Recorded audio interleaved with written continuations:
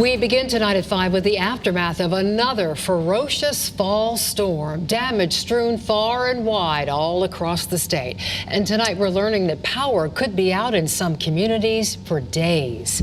Good evening, everyone. I'm Denise DeCenzo. I'm Dennis House. Thanks for joining us on this Friday night. Right now, the Eversource outage map shows there are still more than 30,000 customers without electricity in all pockets of our state.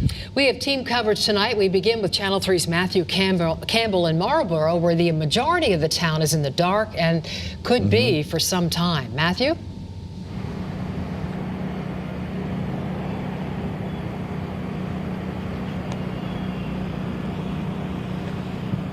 Well, Denise, this is Main Street here, the heart of Marlborough, and right now you can see these stop signs. They're guiding the traffic here at the center of town. So if you see that it's that bad in the center of town, you know that it's bad when you get out to the secondary roads as well. And we have seen a lot of trees down, a lot of wires down in those parts. And as the sun starts to set, the reality is sinking in here for the folks here who live here that they may be spending the weekend in the dark.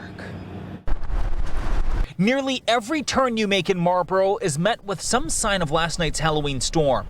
Trees down on South Main, wires down on the road, and power crews working on Jonas Hollow. I just sent you a list of all the blocked roads. Town officials say the damage was unusually high, but they know what the culprit is. Gypsy moths and emerald ash borers have eaten their way through the tree-lined town, making them so brittle they couldn't stand the same types of winds they could just a few years ago. A couple nor'easters, now this thing, a lot of rain.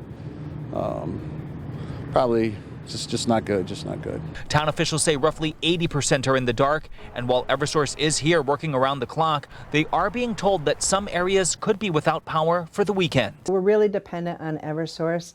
We're working with them as closely as we can, and they've been always very responsive.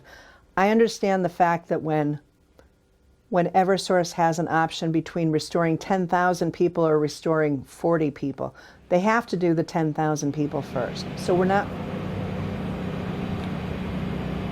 Now, we spoke with Eversource about this, and this goes for everyone in the state, not just for the folks here in Marlborough. They say that the multi-day outages, that's going to be determined by the severity of the damage nearest you, not necessarily how widespread the outages are. So that could be good news for the folks here in Marlborough, where, again, 80% right now are without power. That's the latest live here in Marlborough tonight. Matthew Campbell, Channel 3 News.